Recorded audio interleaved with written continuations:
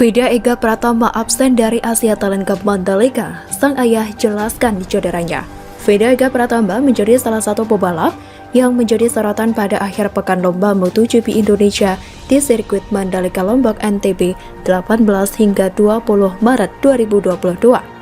Penampilan Veda Ega Pratama yang memukau pada balapan kedua dari seri perdana di sirkuit Losail Qatar pada 6 Maret lalu mampu membius penonton.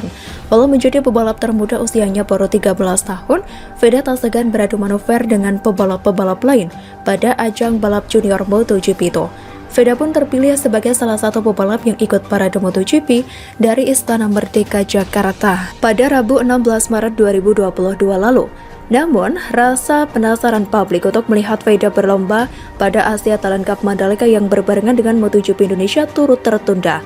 Veda mengalami kecelakaan pada kualifikasi yang berlangsung pada Sabtu 19 Maret 2022 pagi sebelum sesi latihan bebas Moto3 Indonesia. Kecelakaan tersebut membuat Veda menepi karena cedera.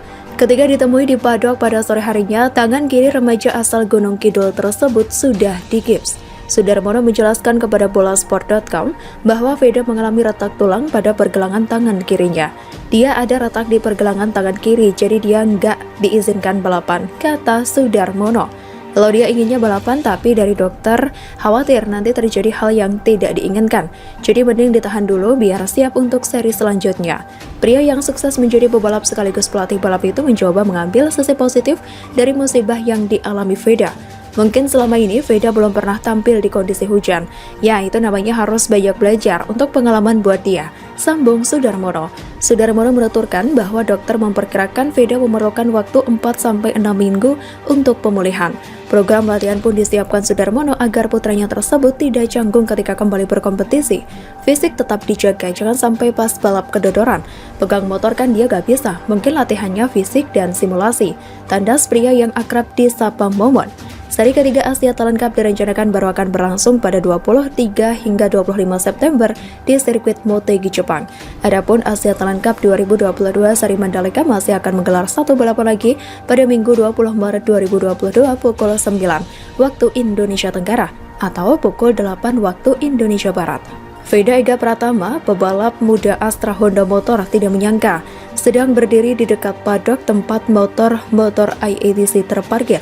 Ia dihampiri salah satu orang penting di MotoGP, Ana Espeleta Gonzalez.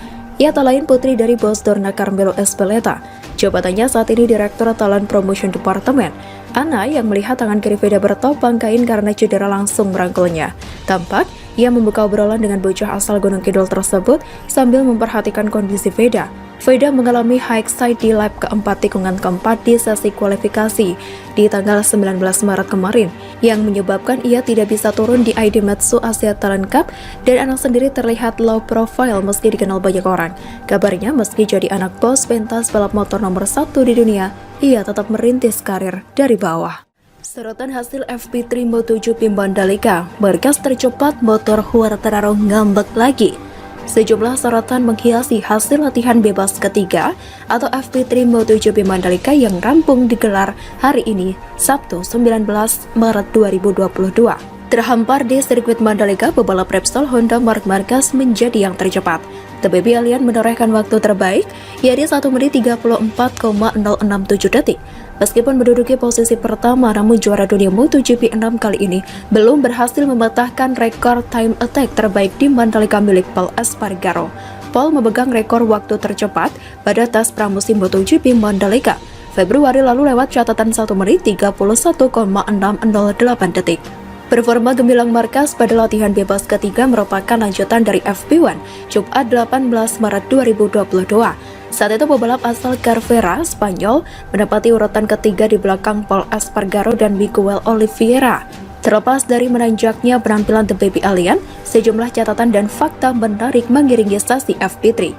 Penampilan apik tidak hanya menjadi milik Marquez saja, namun juga diikuti oleh rider Ducati, baik pabrikan dan satelit. Posisi 2 hingga 4 sesi FP3 dihuni oleh Francesco Bagnaia dari Ducati, Marco Bezzecchi dari Modifier 46, dan Luca Marini dari Modifier 46. Apa yang diperlihatkan oleh para anak didik Rossi ini tidak bisa dikesampingkan. Terlebih lagi Desmos Digi Ducati merupakan kuda besi yang dipandang paling sempurna pada pegelaran MotoGP 2022 ini.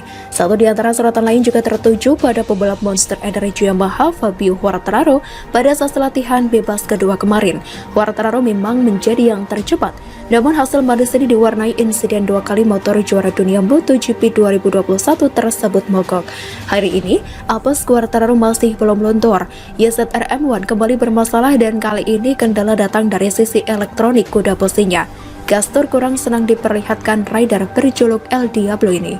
Pebalap Repsol Honda Marc Marquez mengungkapkan permasalahan yang dia alami seusai crash atau jatuh pada FP2 MotoGP Mandalika 2022. Hari pertama MotoGP Mandalika tidak berakhir manis bagi Marc Marquez. Pebalap berjuluk The Baby Alien itu mengalami crash saat menjalani sesi latihan bebas kedua atau FP2 pada Jumat kemarin 19 Maret. Ketika sesi FP2 tersisa beberapa detik, Marquez mengalami tergelincir dari motornya dengan kecepatan tinggi saat melintasi tikungan sebelah sirkuit Mandalika. Marquez pun sempat terpelanting setelah mengalami crash. Meski tidak cedera serius, sang rider mengalami memar di beberapa bagian tubuh termasuk tangan kirinya. Kecelakaan itu membuat Marquez menempati urutan ke-22 pada FP2 MotoGP Mandalika dengan catatan waktu 1 menit 32,847 detik. Saya jatuh dan itu bukan waktunya untuk jatuh. Akan tetapi ketika Anda mendorong pada satu putaran, terkadang itu bisa terjadi, kata Marquez dilansir dari Motorsport Sabtu 19 Maret. Memang benar bahwa secara keseluruhan untuk hari ini saya senang, tetapi dengan kecelakaan itu kami tidak bisa senang karena kami keluar dari 10 besar. Itu adalah targetnya, ujar Marquez. Namun bagaimanapun sekarang saatnya berdoa agar FP3 kering dan berusaha masuk 10 besar, kata Marquez. Pada FP2 yang berlangsung Jumat siang, cuaca terik membuat kondisi trek kering. Saat itu The Baby Alien menggunakan ban soft atau lunak pada RC213V. Marquez mengatakan ada permasalahan di bagian rem yang membuatnya jatuh pada lap terakhir FP2. Saya tidak memiliki rem depan pada putaran terakhir ketika saya memasang ban baru. Jadi saya sangat marah karena juga besok hujan karena kami bisa tidak berada di kualifikasi kedua, ucap Marquez. Itu adalah satu-satunya kesempatan untuk masuk ke Hito. Selain itu, saya memiliki peluang bagus untuk berada di 3 besar karena kami memiliki kecepatan yang baik di sini, tuturnya. Namun, tiba-tiba rem depan berhenti ngerem. Kami punya masalah di sana, ucapnya. Ini masalah teknis dan mudah-mudahan besok kami bisa menyelesaikannya, tandas The Baby Alien tersebut. Sementara itu, tim Repsol Honda mengadaptasi RC213V dengan gaya balap Marquez, terutama dengan beberapa perubahan di bagian depan.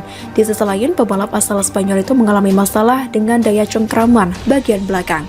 Bahkan beberapa kali sebelum crash, The Baby Alien juga hampir tergelincir sehingga memaksanya berjuang keras untuk bertahan di atas motor. Kami sedikit mengubah setup ke arah saya terutama di FP2. Sepertinya kepercayaan diri dengan bagian depan makin baik, ucap Marquez. Saya pikir masalahnya lebih ke karakter dan belakang. Ada lebih sedikit cengkraman dan lebih sedikit peringatan, tuturnya. Meski demikian, bagian belakang RC213V yang lebih memiliki daya cengkram bukan masalah besar bagi Marquez.